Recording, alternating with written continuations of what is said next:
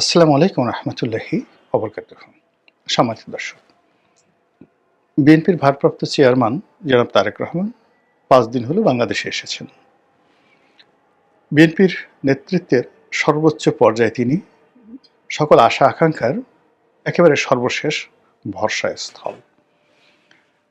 তাকে কেন্দ্র করে বিএনপির যারা নেতাকর্মী তাদের আশা আকাঙ্ক্ষা আকাশচুম্বী এবং তার কাছে বিএনপির লোকজন ম্যাজিক্যাল জাদুকরী কিছু আশা করছে যে তিনি এলে দল সুসংগঠিত হবে, তিনি এলে দেশে শান্তি প্রতিষ্ঠিত হবে এবং তার কারণে বাংলাদেশের রাজনীতিতে একটি ভারসাম্য তৈরি হবে। এমনকি তার যারা বিরোধী পক্ষ আওয়ামী লীগ তারাও মনে করছে যে তারেক রহমান সাহেব এলে আওয়ামী লীগের জন্য ভালো হবে। অন্যদিকে তার যারা প্রতিপক্ষ জামাত তারা মনে করছে যে না, তারেক রহমান সাহেব এসছেন, তো সেক্ষেত্রে এখন সে আনে লড়াই হবে, এরকম একটি অবস্থা।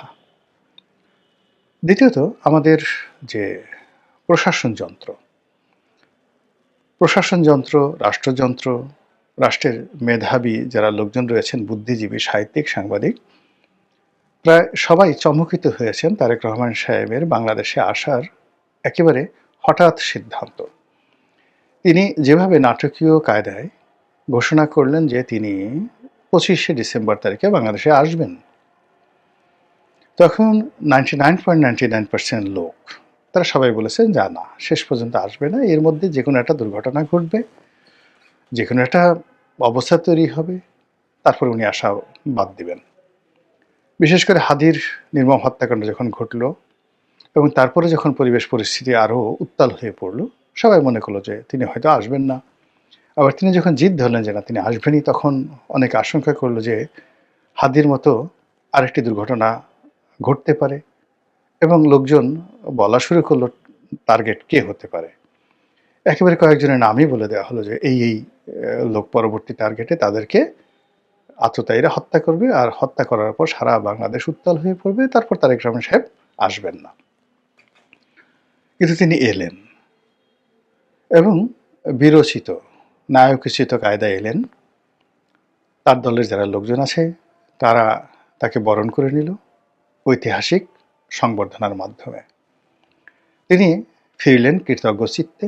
17 বছর পর দেশের মাটিতে পৌঁছে যতটুকু আবেগ দেখানো দরকার, যতটুকু ভদ্রতা দেখানো দরকার, কৃতজ্ঞতা দেখানো দরকার, বিনয় দেখানো দরকার, এখনো পর্যন্ত তার কোনো ঘাটতি আমরা দেখিনি। তার হাঁটা চলার মধ্যে বিনয়ী ভাব, চাহনিতে নম্রতা, ভদ্রতা এবং কৃতজ্ঞতা, এবং একই সঙ্গে তিনি কথা কম বলেন। এই সময়টাতে ভীষণ রকম কথা কম বলেন, সুন্দর করে হাসেন এবং দলীয় যারা নেতাকর্মী তাদের সঙ্গে সহজতে একটি সম্পর্ক স্থাপন করার চেষ্টা করেছেন। এর বারে যেটা হয়েছে সেটা হলো যে তিনি কারো সমালোচনা করেননি, নিজের যে রিগ্রেট সেই রিগ্রেট তিনি প্রদর্শন করেননি, কারো বিরুদ্ধে বিষোদ্গার করেননি, কাউকে গালিগালাজ করেননি, প্রতিহিংসা তিনি চরিতার্থ করেননি। এটা ইতিবাচক দিক। সেও এই যে ইতিবাচক দিক, সেই ইতিবাচক দিক নিয়ে, ইতিবাচক বিষয়াদি নিয়ে, কর্মকাণ্ড নিয়ে গত 5 দিন ধরে তিনি কি করেছেন। ভোটার হয়েছেন, ভোটার তালিকায় নাম অন্তর্ভুক্ত করেছেন, নির্বাচনের যে মনোনয়ন 2টো আসনে দাখিল করেছেন, বিএনপির যে চেয়ারপারসনের কার্যালয় আছে সেই কার্যালয়ে তিনি অফিস করেছেন, বিএনপির পল্টনের যেটা অফিস সেই অফিসে তিনি এসেছেন, জনগণের উদ্দেশ্যে বক্তব্য দিয়েছেন। তারপর ওসমান হাদির যে কবর হয়েছে সেটি জিয়ারত করেছেন, তার পিতার কবর জিয়ারত করেছেন, সাভারে গিয়েছেন, জাতীয় স্মৃতিসৌধে, তার শ্বশুর বাড়িতে গিয়েছেন। তো এই সকল কাজগুলো করেছেন।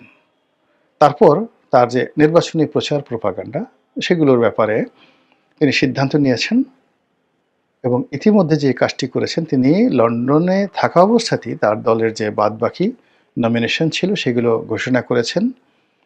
দলের যে সকল লোকজন যাদের সঙ্গে তারা জোট করবেন, এই সিদ্ধান্ত তিনি দেশের মাটিতে পা রাখার আগেই দিয়ে দিয়েছেন।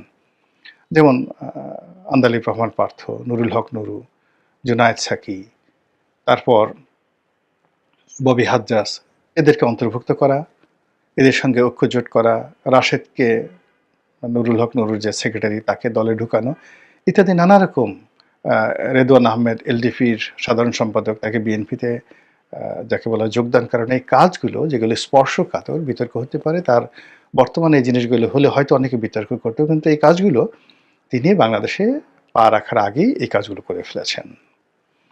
তো কাজেই এখন পর্যন্ত আপনি যদি দেখেন যে তার প্রায় সব কর্মকাণ্ডই যুক্তিযুক্ত, সায়েন্টিফিক এবং যাকে বলা হয় নিয়মতান্ত্রিক, নিয়মের মধ্যে থেকে তিনি এই কাজগুলো করেছেন। এখন প্রশ্ন হলো যে তিনি এই যে সামনের যে দিনগুলো বা যে সময়গুলো রয়েছে, সেই সময়গুলোতে তার এই নিয়মতান্ত্রিকতা, তার ধারাবাহিকতা, তার এই ভদ্রতা, সব কিছু মিলিয়ে তিনি কি কাঙ্ক্ষিত মাকামে বা গন্তব্যে পৌঁছাতে পারবেন কিনা, বিজয়ী হতে পারবেন কিনা এবং প্রধানমন্ত্রী হতে পারবেন কিনা। এখানে একটা কথা বলতে হয়, আপনি যদি বিএনপির অতীত ইতিহাস দেখেন, তাহলে বিএনপিকে বলতে হবে সৌভাগ্যের বরপুত্র। তারা যে কয়বার ক্ষমতায় এসেছে, নিয়তি তাদেরকে ক্ষমতা এনে দিয়েছে, এবং সেই ক্ষমতাগুলো যে কয়বারই আসছে, তারা কখনো কল্পনা করেনি তারা ক্ষমতায় আসবে, আউট অফ দেয়ার ইমাজিনেশন। কিন্তু যেই কয়বারই আবার তারা চিন্তা করেছে তাদের ক্ষমতা আসা উচিত, তারা ক্ষমতায় আসবে, বা তারা চেষ্টা করেছে, প্রায় সব ক্ষেত্রে তারা নিয়তির হাতে পরাজিত হয়েছে। যেমন ধরুন ৭৫-এর ১৫ই আগস্টের পর যে ঘটনাপুঞ্জি, পুরো নভেম্বরের ৭ তারিখ পর্যন্ত জিয়াউর রহমান সাহেব স্বপ্নেও কল্পনা করেননি he is going to be the president of the Bangladesh, people's republic of Bangladesh. কিন্তু নিয়তি, সৌভাগ্য তাকে এমনভাবে করে দিয়েছে যে পুরো বাংলাদেশের মানুষ যেটা কল্পনা করতে পারেনি, তিনি সেটা হয়ে গেছেন। আবার তার শহীদ হওয়া, মৃত্যু হওয়া, এটাও মানুষ কল্পনা করতে পারেনি, কিন্তু সেই ঘটনাগুলো ঘটে গেছে।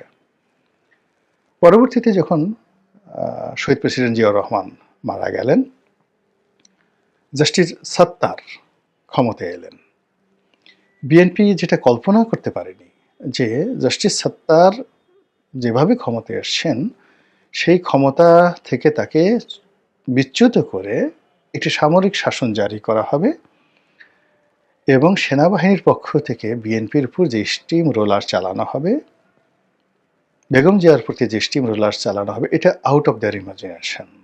তাহলে দেখুন, তারা যেটা কল্পনা করেনি সেটি তাদের জীবনে ঘটেছে, আর তারা যেটা আশা করেনি সেটাই আল্লাহ রাব্বুল আলামিন তাদের জীবনে দিয়েছে। ৯১ সনে তারা আশা করেনি ক্ষমতায় আসবে, কিন্তু ৯৬ সনে তাদের ক্ষমতায় না আসার কোনো কারণ ছিল না। এর কারণ হলো ৯১ থেকে ৯৬ এই সময়কালীনে তারা অসাধারণ সুন্দর একটি সরকার ব্যবস্থা চালু করেছিল। ইট ওয়াজ এ ফ্যান্টাস্টিক গভর্নমেন্ট ৯১ থেকে ৯৬ বেগম জিয়ার নেতৃত্বে। তো সেক্ষেত্রে ভোট এর পর তারা আবার নির্বাচিত হবে, এটাই স্বাভাবিক, কিন্তু সেখানে আওয়ামী লীগ চলে এলো। আবার আওয়ামী লীগ কিন্তু ৯৬ থেকে ২০০১ পর্যন্ত অসাধারণ ভালো কাজ করেছিল। ৯১ থেকে ৯৬ বেগম জিয়া যে কাজ করেছিলেন তার সাথে অনেক অনেক ভালো কাজ করেছিলেন শেখ হাসিনা। ফলে কি হলো, ২০০১ সনের নির্বাচনে শেখ হাসিনার পরাজয় হবে, এটা বিএনপি কল্পনাই করতে পারেনি। কিন্তু পর্দার আড়ালে কিছু খেলাধুলা, বিভিন্ন আন্তর্জাতিক চক্র, দেশি বিদেশি আমলাতন্ত্র, এই যে পলিসি, এই পলিসিগুলো বিএনপির অজান্তেই এমনভাবে হয়েছে যে সৌভাগ্য বিএনপির পায়ের কাছে এসে ধরা দিয়েছে। ২০০১ সনের নির্বাচনে বিএনপি ক্ষমতায় এলো। কিন্তু ২০০১ থেকে ২০০৬ পর্যন্ত তারা ক্ষমতা চালানোর পরে তারা কিন্তু প্রাণান্ত চেষ্টা করেছিল, ম্যাটিকুলাস ডিজাইন করেছিল, তারা ১৫ ফেব্রুয়ারি নির্বাচন করেছিল। বিভিন্ন সময়টাতে তারা যে চেষ্টা চরিত করেছে ক্ষমতা আসার জন্য, এবং তারা যেভাবে ক্ষমতা আসার বাগান সাজিয়েছিল, 100% সব ক্ষেত্রে তারা পরাজিত হয়েছে, অপমানিত হয়েছে, লাঞ্ছিত হয়েছে, দুর্ভোগ এবং দুর্দশার কবলে পড়েছে। এই হলো ইতিহাস। তাহলে আমরা যদি একটা ক্যালকুলেশনে আসি, আপনি দেখবেন যে নিয়তি এমন একটা ব্যাপার, আপনার জীবনে সেই ঘটনাই বারবার ঘটবে। এর থেকে আপনাকে শিক্ষা নিতে হবে। যা আপনার জীবনে কখনোই ঘটেনি সেটা ভবিষ্যতেও ঘটবে না। তো বিএনপির যে রাজনৈতিক ভবিষ্যৎ সেটা হলো তাদের জন্য একটা অপরচুনিটি তৈরি হয়। এই অপরচুনিটি এবং সেই অপরচুনিটি তাদের জন্য তৈরি হয়েছে এটা বিএনপির লোকজন বুঝতে পারে না। বুঝতে পারে না কিন্তু ক্ষমতা তারা পেয়ে গেছে যেই কয়বারই। আবার বিএনপি যেই কয়বারই খুব কনফিডেন্স লেভেল হাইতে ছিল, বিএনপির কনফিডেন্স লেভেল, তারা নিশ্চিত ছিল ক্ষমতায় আসবে, কলা কৌশল করেছিল, চেষ্টা তদবির করেছিল, একটিবারও তারা ক্ষমতায় আসতে পারেনি। বোঝার চেষ্টা করেন। তো সেই দিক থেকে যে বর্তমান যে সময়টি, এই সময়টি বিএনপির যে ইতিহাস সেই ইতিহাসের উল্টো। অর্থাৎ এখন সারা বাংলাদেশ ডিক্লেয়ার হয়ে গেছে বিএনপি ক্ষমতায় আসছে। এটা বিএনপির সাথে মানায় না। বিএনপি যেটা হয় কেউ কল্পনা করতে পারবে না বিএনপি চলে আসবে। তো বিএনপিকে যখন ডিক্লেয়ার করা হচ্ছে যে কোনোভাবে একটা নির্বাচন হলে বিএনপি ক্ষমতায় আসবে, এটা বিএনপির অতীত ইতিহাসের সঙ্গে মিলে না। ২ নম্বর হলো যে বিএনপি ক্ষমতায় আসলে তারেক রহমান সাহেব প্রধানমন্ত্রী হবেন। এই যে দুটো পোর্ট্রেট তৈরি হয়ে গেছে জনগণের মধ্যে, এই পোর্ট্রেটের সঙ্গে বিএনপির যে ইতিহাস মিলে না এবং সেই ইতিহাসকে অতিক্রম করাটাই তারেক রহমান সাহেবের চ্যালেঞ্জ এবং that will be the magic of Tarique Rahman. অর্থাৎ এইবার যদি বিএনপি বিজয়ী হয়, তারেক রহমান সাহেব প্রধানমন্ত্রী হয়, that will be the magic of Tarique Rahman সাহেব। এখন তিনি কি সেই ম্যাজিক দেখাতে পারবেন? এই যে গত ৫ দিন তিনি আসলে যে কাজকর্মগুলো করেছেন সেই কাজকর্মগুলোর মধ্যে ম্যাজিক্যাল কিছু ছিল কিনা সেটা আপনাকে আমাকে আশ্চর্য করে দিয়েছে। আমরা আশা করিনি তার কাছ থেকে, কিন্তু তিনি সেই কাজগুলো করেছেন খুব দৃষ্টিনন্দন এবং সারপ্রাইজিং, ভীষণ রকম সারপ্রাইজিং, আউট অফ ইমাজিনেশন। রাজনীতির প্রতিপক্ষের জন্য, রাজনৈতিক দলের জন্য প্রত্যেকটা ব্যাপার, এনি ডিসিশন, এটা আপনারা চিন্তা করুন। আমি এই বিষয়গুলোতে ইন ডিটেলস বলবো না, আমি শুধুমাত্র যে এটা বিএনপি যে রাজনীতি সেই রাজনীতির ধারাবাহিকতা বলার চেষ্টা করছি। এরপরে যে ঘটনাটা হলো তা হলো বিএনপির যারা প্রতিপক্ষ এই মুহূর্তে আছে তারা সবাই ঘরের শত্রু বিভীষণ। আওয়ামী লীগ বিএনপির অভ্যন্তরীণ কিছু জানে না, কিন্তু জামাত যেহেতু দীর্ঘদিন বিএনপির সাথে চলাফেরা করছে, একসাথে দল করেছে, ফলে বিএনপি কি করতে পারে সব জামাতের মুখস্থ। বিএনপির যত ইতিবাচক জিনিস আছে তাও মুখস্থ, বিএনপির যত নেতিবাচক দিক আছে, এমনকি তাদের পার্সোনাল লাইফ, তাদের সহায় সম্পত্তি, বিএনপির কোন লোকটির কতটুকু বুদ্ধি আছে, প্রজ্ঞা আছে, মেধা আছে, এটা জামাতের লোকজনের রীতিমতো মুখস্থ। কাজেই এই যে ঘরের শত্রু বিভীষণ, তারা এখন বিগড়ে গেছে এবং বিএনপিকে পরাজিত করে কৌশলে তাদেরই বন্ধু, তাদেরই একসময়, যেটা তারেক রহমান সাহেব জামাতকে বলতেন যে আমরা একই মায়ের পেটের জড়োয়া ভাই, একই মাতৃগর্ভে জন্মে নেওয়া দুজন সন্তান, ভাই, আপন ভাই। তো সেক্ষেত্রে মানে সেই জামাত বিএনপির দুর্বলতা জানে, তারেক রহমান সাহেবের দুর্বলতা জানেন। এই কয়দিন আগে তো লন্ডনে গিয়ে তারেক রহমান সাহেবের বাসায় বেগম জিয়ার সঙ্গে দেখা করে আসছেন, নিঃসন্দেহে তারেক রহমান সাহেবের সঙ্গে দেখা করে আসছেন জামাতের আমির। তো কাজেই প্রতিপক্ষ অন্য যে কোনো সময়ের চাইতে এই মুহূর্তে বিএনপির জন্য ঝুঁকিপূর্ণ। এর কারণ হলো বিএনপির সকল দুর্বলতা, সক্ষমতা প্রতিপক্ষ জানে। আর বিএনপির জন্য সবচেয়ে ভয়ঙ্কর এবং তারেক রহমান সাহেবের জন্য আরও ভয়ঙ্কর, বিএনপির জন্য ভয়ঙ্কর হলে বিএনপি জামাত সম্পর্কে তেমন কিছুই জানে না, তেমন কিছু জানে না। তারা মনে করে যে আমরা জামাতকে প্রতিষ্ঠা করেছি, এই আমাদের দয়ার পাত্র। আপনি যখনই কাউকে তাচ্ছিল্য করবেন এবং সেই তাচ্ছিল্যের ব্যক্তি যদি আপনার প্রতিদ্বন্দ্বী হয়ে যায়, আপনি ধরে নেবেন যে আপনার প্রাথমিক পরাজয় হয়ে গেছে। আপনি যাকে তাচ্ছিল্য করবেন সেটা আপনার বাড়ির কাজের লোক হোক বা যে হোক, এই তাচ্ছিল্যের সঙ্গে সঙ্গে সে যখনই আপনার প্রতিদ্বন্দ্বিতা হবে আপনি তার কাছে পরাজিত হবেন। এটাই ইতিহাসের নিয়ম, এটাই প্রকৃতির নিয়ম। আপনি চিন্তা করুন, কারো দারোয়ান, কারো পিয়ন, আপনি হুমায়ূন আহমেদের অয়ময় নাটক দেখেছেন। মির্জা সাহেবের বাড়িতে কাজ করতেন এক লোক, আবুল হায়াত। তো তিনি সেই মির্জা সাহেবের জমিদারি কিনে নিলেন।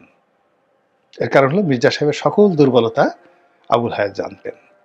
ফলে তিনি কৌশলে তার সেই পরিবারে অশান্তি তৈরি করলেন, তার ট্রেজারিকে দুর্বল করে দিলেন এবং নিলামে জমিদারি কিনে নিলেন।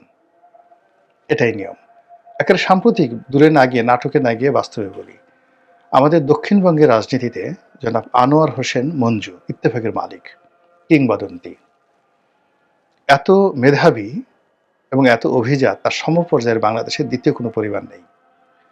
তিনি কেবল ইত্তেফাকের তোফাজ্জল হোসেন মানিক মিয়ার ছেলে নন। 25 বছর বয়সে বাংলাদেশ নয়, এশিয়ার সবচেয়ে নামকরা পত্রিকা ইত্তেফাক 60-এর দশক থেকে 70-এর দশক, 80-এর দশক পর্যন্ত এশিয়ার মধ্যে সবচেয়ে নামকরা ওয়েল সার্কুলেটেড পত্রিকা ছিল। সম্মানিত, কমার্শিয়ালি ভায়াবল, প্রভাবশালী সেই পত্রিকার সম্পাদক ছিলেন 25 বছর বয়সে।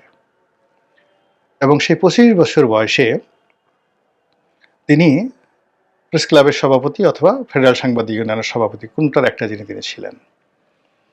তিনি বঙ্গবন্ধুর খুব ঘনিষ্ঠ ছিলেন। এরশাদ সরকারের পুরো জমানাটাতে তিনি প্রভাবশালী মন্ত্রী ছিলেন। 7 থেকে 8 বার এমপি ছিলেন। রাজনীতিতে বন্ধুবৎসল থেকে শুরু করে তার সততা এবং এলাকাতে তার যে কন্ট্রিবিউশন, এটা আমরা যারা রাজনীতিতে এসছি আমাদের কাছে একটা স্বপ্নের বিষয়। তিনি তার নির্বাচনী এলাকায় একটা সময় শেষের দিকে পেরেছেন কিনা জানি না, সমস্ত হাট বাজার খেয়াঘাটের ট্যাক্স নিজের পকেট থেকে দিয়ে দিতেন। সব ট্যাক্স ফ্রি ছিল তার এলাকাতে। এই কাজগুলো আমি স্বপ্নে দেখতাম, কিন্তু এতগুলো হাট বাজার আমি যখন গেলাম নিজে দেখলাম, আমি দেখলাম যে ও মাই গড, আমার এলাকাতে গলাচিপে 10 মিনিটে এতগুলো হাট আছে, এক একটা হাট 30 লাখ, 40 লাখ, 50 লাখ টাকা ডাক হয়। এই হাটগুলোর টাকা আমি যদি নিজের পকেট থেকে দিলে একটা খেয়াঘাটের ডাক হয়ে যায় 20 লাখ, 25 লাখ টাকা, এ সম্ভব না। কিন্তু এই কাজগুলো তিনি করেছেন, সত্য মিথ্যা আমি জানি না, বাট আমরা শুনেছি। এমপি হওয়ার আগে শুনেছি, এবং স্বপ্ন দেখতাম যে আমি যদি কখনো এমপি হই তাহলে আমি এই কাজগুলো করব। এইরকম একজন জনপ্রিয় মানুষ, যিনি নিজে এমপি হয়েছেন 7-8 বার, তার স্ত্রী এমপি হয়েছে, নির্বাচিত এমপি তাসমিমা বেগম, সেই মানুষের পরাজয় ঘটেছে। তার একজন পিএ ছিলেন, প্রাইভেট অ্যাসিস্ট্যান্ট, নাম যেন মহারাজা নাকি। এই যে সর্বশেষ নির্বাচন হলো, সেই নির্বাচনে আনোয়ার হোসেন মঞ্জুর সেই পিএস বা পিএ, এপিএ মহারাজা, সে এমপি হয়ে গেছে। এই বৃদ্ধ বয়সে এই লোকটা এই শোনার পর অনেকটা পাগল হয়ে, উনি তো মানে অন্য মানুষ হলে তো পাগল হয়ে যেত। এইরকম যে মানে যখন একটা ঘটনা ঘটে নিয়তি, আপনি যাকে তাচ্ছিল্য করবেন, যাকে আপনি কাউন্ট করবেন না, তার দ্বারাই আপনার সবচেয়ে বড় অপমানটা হয়ে যাবে। তো সেক্ষেত্রে তারেক রহমান সাহেবের জন্য সবচেয়ে অস্বস্তিকর, সবচেয়ে ডেঞ্জারাস এবং সবচেয়ে বিপজ্জনক বিষয় হবে যদি জামাত এখানে রাষ্ট্র ক্ষমতা দখল করে। এখন তো দখল করেই আছে। আগামীতে যদি নির্বাচনের মাধ্যমে, ম্যাটিকুলাস ডিজাইনের মাধ্যমে জামাত রাষ্ট্র ক্ষমতা পেয়ে যায়। দ্বিতীয়ত, জামাত যদি প্রধান রাজনৈতিক বিরোধী দল হয়ে যায় পার্লামেন্টে এবং বেশ কিছু ভালো আসন পেয়ে, জামাতকে তো ধরে নেওয়া হয় 30-35টা আসনের বেশি পাবে না, কিন্তু দেখা গেল তারা 100 আসন পেয়ে গেছে। বিশ্বাস করেন, বিএনপির ঘুম হারাম হয়ে যাবে, তারেক রহমান সাহেবের ঘুম হারাম হয়ে যাবে। তো কাজেই এই মুহূর্তে বাকি যে সময়গুলো আছে, সেটা হলো তারেক রহমান সাহেবকে তার কর্মকাণ্ডে, চিন্তা চেতনায় ম্যাজিক্যাল কিছু দেখাতে হবে, জাদুকরী কিছু দেখাতে হবে, যাতে করে ভোট কেন্দ্রে ভোটার আসে, ভোট প্রশ্নবিদ্ধ না হয় এবং তিনি তার দলকে নিয়ে যে বিজয়, সেই বিজয়ের পথে সম্মানজনক একটি সংখ্যাধিক্য রাখতে পারেন। দলের অভ্যন্তরীণ যে মারামারি, হানাহানি, কাটাকাটি আছে, এটা যতটা সম্ভব তিনি কমিয়ে রাখতে পারেন, যেন তার দলের নেতাকর্মীরা দলে দলে বিএনপি ছেড়ে জামাতে না যায়। এই কাজগুলো যদি তিনি করতে পারেন, হয়তো তার যে রাজনৈতিক যে জীবন, সেটি অপ্রত্যাশিত এবং যাকে বলা হয় জাদুকরী একটা সফলতার মুখ দেখবে। অন্যথায় তার যে দুর্ভোগ দুর্দশা এবং তার যে কষ্ট, তার যে বেদনা, এটি অতীতের যেকোনো সময়ের চেয়ে বেশি হবে। আসমানের মালিক আল্লাহ, তিনি ভবিষ্যৎ জানেন। যেটি ভালো হয় আমাদের সকলের জন্য সেটিই যেন আমাদের জাতীয় জীবনে ঘটে, এই প্রার্থনা করছি। আসসালামু আলাইকুম ওয়া রাহমাতুল্লাহি ওয়া বারাকাতুহু।